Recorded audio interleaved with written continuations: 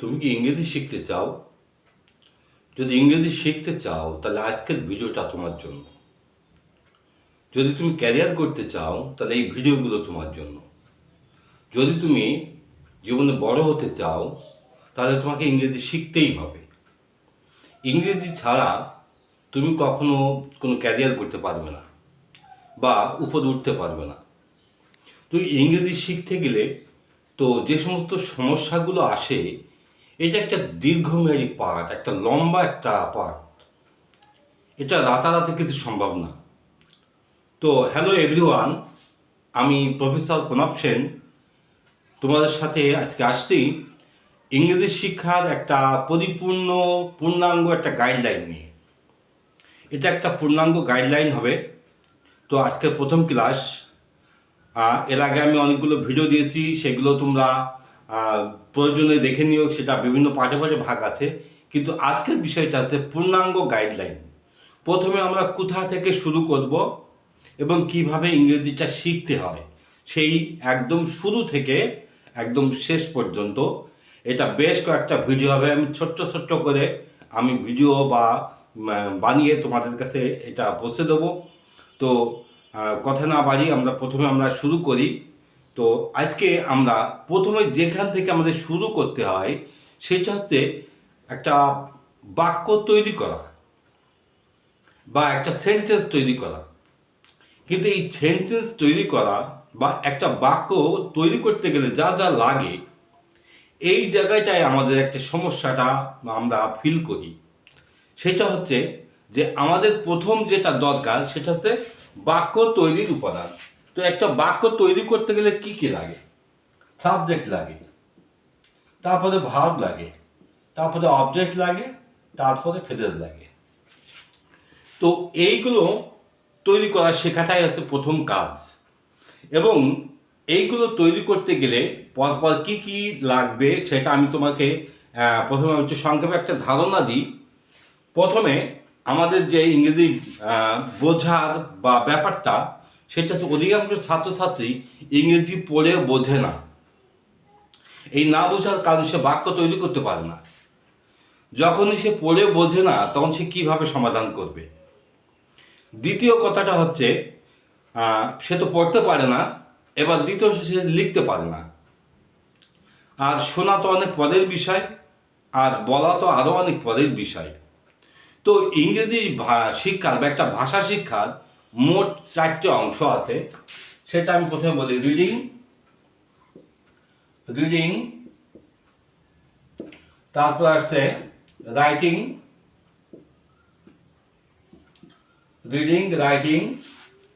তারপর আসছে লিসেনিং,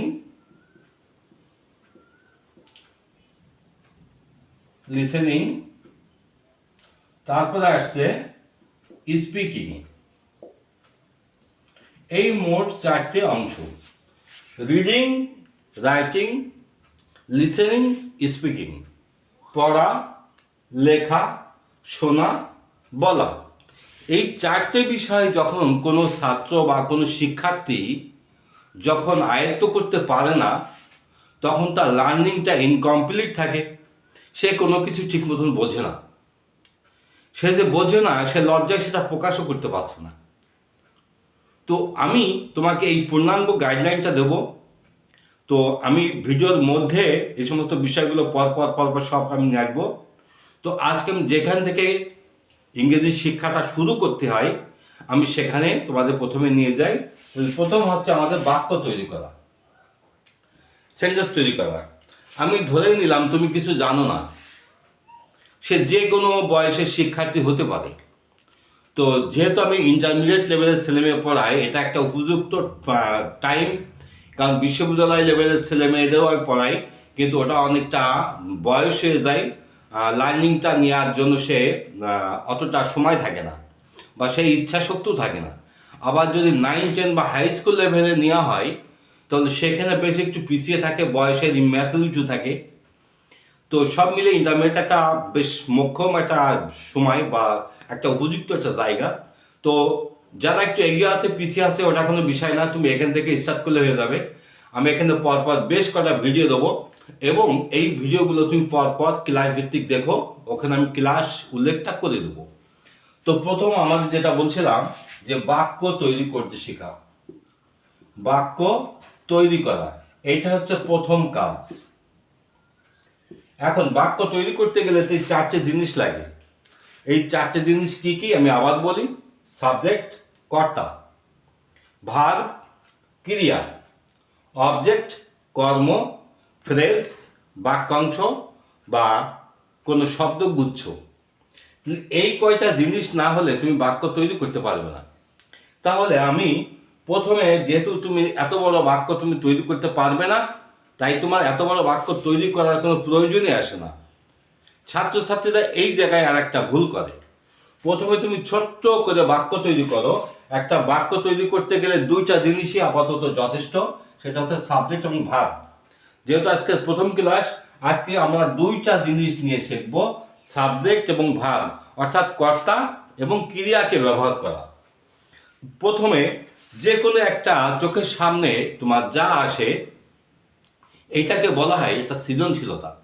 তোমার চোখের সামনে যে বিষয় আছে সেই বিষয়টা নিয়ে তার পাশে একটা ক্রিয়া ব্যবহার করার চেষ্টা করো। আমি ধরে নিলাম এখানে আমার চোখের সামনে মা আছে, মা লিখলাম। একটা ক্রিয়া নিলাম, রান্না করছে, রান্না করছে। বাক্যটা এখানে হয়ে গেছে এবং এটা অর্থবোধক একটা বাক্য। তোমাকে এই একটা বিষয়, যে যে কথা তুমি নেবে সেই কথাগুলো যেন অবশ্যই একটা অর্থবোধক হয় এবং একটা, যাকে আমরা বলি যে প্রাসঙ্গিক বা রেলিভেন্ট হয়, যেন কথার সাথে কথা ঠিকঠাক হয়। তো এইটা আমি একটা বাক্য লিখলাম। এখন প্রশ্ন হচ্ছে, এখানে একটা ক্রিয়া এসেছে, একটা ভার্ব এসেছে। এই ভার্বের ব্যবহার, যেটাকে আমরা বলি টেন্স, তুমি যদি টেন্সটা না জানো তাহলে তুমি এই জায়গাটায় ঠিকঠাক ব্যবহার করতে পারবে না। তাই আমি একটু এক নজরে টেন্সটা একটু দেখাই আসি, তারপরে আমি বাক্যটা ট্রানজিশন করছি। এইভাবে ট্রানজিশন করতে করতে তুমি কোনো এক সময় বড় বড় বাক্য তৈরি করতে পারবে, বড় বড় কিছু তৈরি করতে পারবে। তো এইটা হচ্ছে সাবজেক্ট, এইটা হচ্ছে ভার্ব। এখন এই ভার্ব, এইটা আমি শিখবো কারণ এটা টেন্সের সাথে সম্পর্ক। এটা যারা বিশেষ করে বাংলা ভাষাভাষীর শিক্ষার্থী, এটা এই ভিডিওগুলো বা ক্লাসটা কিন্তু মূলত তাদের জন্য। যারা অন্য ভাষাভাষী মানুষ তাদের জন্য না, কারণ এখানে আমরা বাংলা থেকে ইংরেজি শিখি। আর অধিকাংশ ছাত্রছাত্রী, যেটা আমি দীর্ঘদিন ধরে পড়াই, আমি অধিকাংশ ছাত্রছাত্রীর এই সমস্যাটা দেখি, সেটা হচ্ছে সে পড়েও বোঝে না। আর এই না বোঝার কারণটা হচ্ছে সে টেন্সটা বের করে না। তো আমি টেন্সটা এখানে তোমাকে ধরে ধরে বুঝাই।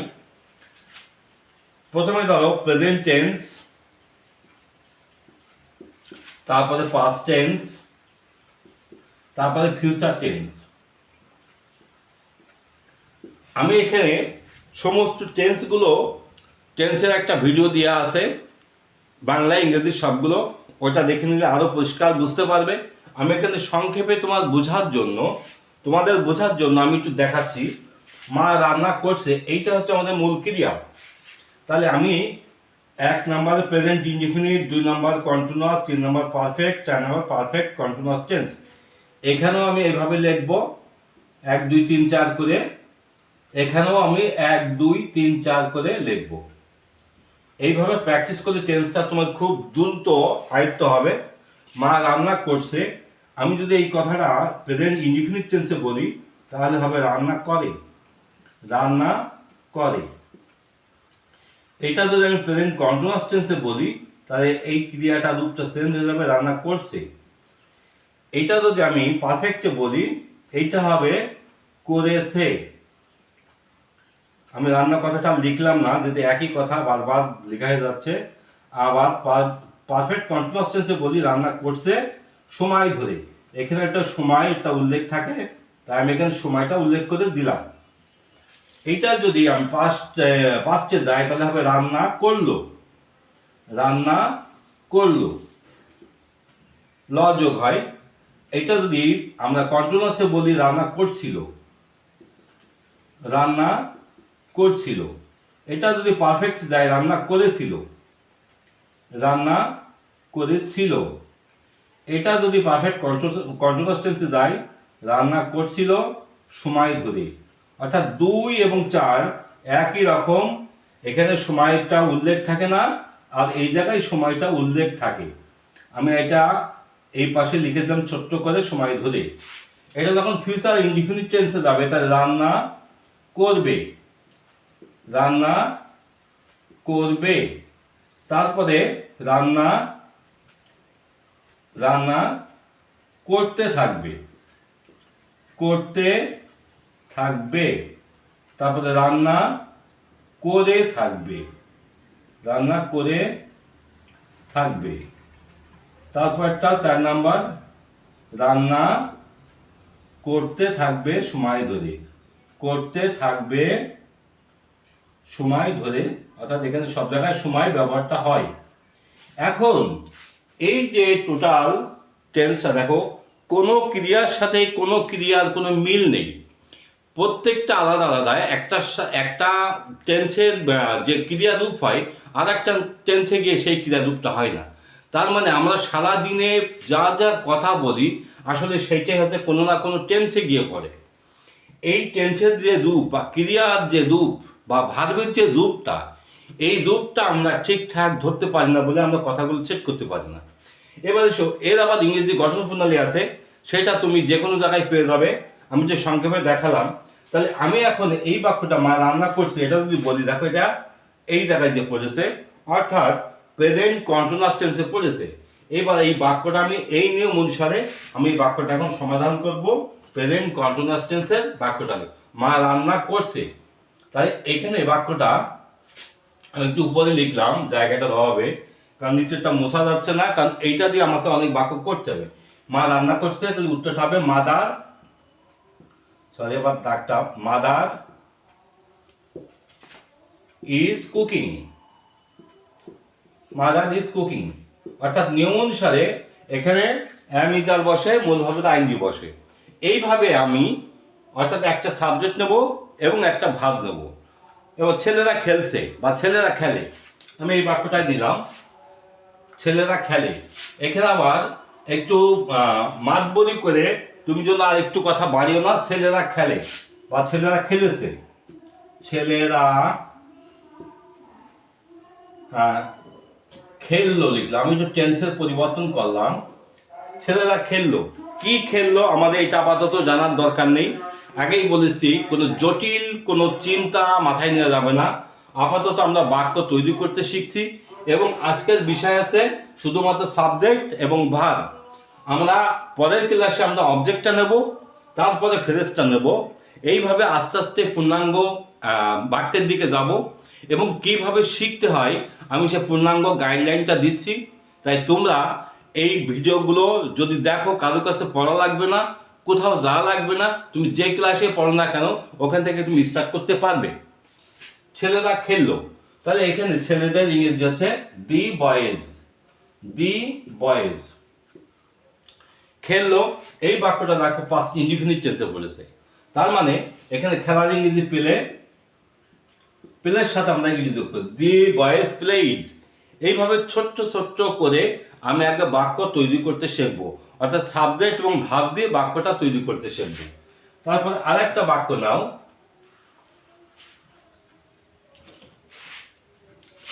মিতা পড়ছিল, ছোট্ট ছোট্ট করে মিতা পড়ছিল, মিতা পড়ছিল পাস্ট কন্টিনিউয়াস টেন্স, তাহলে ওয়াজ, পরের ইংরেজি রিড, রিডটা রিডিং হয়ে যাবে, মিতা ওয়াজ রিডিং। আগেই বলেছি কথার সাথে কথা আরো অনেক যুক্ত করা যায়, মনটা বলবে যে আরো অনেক কথা যুক্ত করি। এই যুক্ত করতে গেলে জটিল পথে তুমি চলে যাবে, তখন আর তুমি এই কথাগুলো সেট করতে পারবে না। এইভাবে করলে কি হয়, টেন্সটা মুখস্থ হয়ে যাবে, তোর বাংলা ক্রিয়া রূপটা মুখস্থ হয়ে যাবে, সেই সাথে ইংরেজি ক্রিয়া রূপটা মুখস্থ হয়ে যাবে। তখন এবার সাবজেক্ট এবং ভার্বের ব্যবহারটা যখন তুমি পুরোপুরি শিখে যাবে বা বুঝে যাবে, তখন তোমরা পরের বিষয়টা নেবে, সেটা হচ্ছে অবজেক্টের পার্ট। আমরা অবজেক্টের পার্টটা সামনের ভিডিওতে দেখাবো। আজকে আমি তোমাকে সংক্ষেপে এই বিষয়টা দেখাচ্ছি, এটা বোঝাচ্ছি, যাতে করে তুমি সাবজেক্ট এবং ভাব দিয়ে বাক্যটা তৈরি করতে পারো। তো আমরা আর কিছু বাক্য নিই, যেমন মনে করো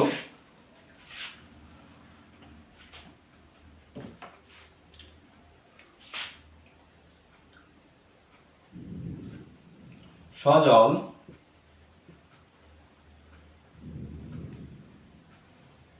হাসছে হাসছে, অথবা আমি একটু টেন্সের রূপটা এই জায়গায় একটা বিষয় আছে, সেটা হচ্ছে আমি ইচ্ছা করে টেন্সের রূপটা বদলাই দিচ্ছি যাতে করে আমি সমস্ত টেন্সটা প্র্যাকটিস করতে পারি। অর্থাৎ এখানে কথা যেখানে পসিবল তার মানে এই না তুমি এক টেন্সে রাখবে, অর্থাৎ এখানে 12টা টেন্সেই তোমাকে ঘোরানো অভ্যাসটা করতে হবে। এইভাবে যদি 12টা টেন্সে যদি তুমি না ঘোরাতে পারো তাহলে তোমার পুরো টেন্সটা কিন্তু আয়ত্ত হবে না। তার মানে এই যে আমরা একসাথে টেন্স শিখছি এবং বাক্য তৈরি করতে শিখছি। তাহলে সজল হেসেছে, বাক্যটা দেখো প্রেজেন্ট পারফেক্ট টেন্সে পড়েছে, তাহলে সজল হ্যাজ, যেহেতু এটা নিয়ম অনুসারে হ্যাভ বা হ্যাজের ব্যবহার আছে, মূল ভার্বের পাস্ট পার্টিসিপল হবে লাভড। সজল হ্যাজ লাভড, সজল হেসেছে। তারপরে শিশুটি কাঁদছে বা শিশুটি কাঁদছিল বা শিশুটি কেঁদেছিল, আমি আবার একটু পারফেক্ট টেন্সে নিয়ে গেলাম, শিশুটি কেঁদেছিল। তাহলে এখানে উত্তরটা আসবে দি বেবি, বাক্যটা পারফেক্ট টেন্সে গেছে, had CRIED, the baby had cried. তাহলে এইভাবে তোমার যদি তুমি প্র্যাকটিস করতে পারো, তোমার যেটা হবে তুমি সাবজেক্ট এবং ভার্বের বাংলা অর্থটা তুমি বের করতে পারবে, আবার বাংলা অর্থ বের করতে পারলে তার আবার ইংরেজি ট্রান্সলেশন করতে পারবে। তারপরে তুমি পরের যে ধাপগুলো আছে সেই পরের ধাপগুলো তুমি পরপর যেও। তার মানে তোমাকে প্রথম যে ভিডিওটা আজকে দেখালাম, সাবজেক্টের ব্যবহার করতে শেখা এবং ভার্বের ব্যবহার করতে শেখা, এইভাবে যদি তুমি প্র্যাকটিসটা করো তাহলে আশা করি তোমার এই ইংরেজি সম্পর্কে, ভাষা সম্পর্কে তোমার আর কোনো চিন্তা করা লাগবে না। তো আজকের ভিডিওটা এই পর্যন্ত। যদি আমার এই ভিডিও তোমার কোনো ভালো লাগে বা উপকারে লাগে তাহলে তুমি বন্ধুদের মধ্যে শেয়ার করে দিও এবং আমার চ্যানেলটা সাবস্ক্রাইব করে না থাকলে সাবস্ক্রাইব করে দিও এবং পাশে বেল আইকনটা বাজিয়ে দিও যাতে করে তুমি সহজেই নোটিফিকেশনটা পেতে পারো। তো ঠিক আছে, ওকে, আবার দেখা হচ্ছে সামনের একটা নতুন ভিডিও নিয়ে।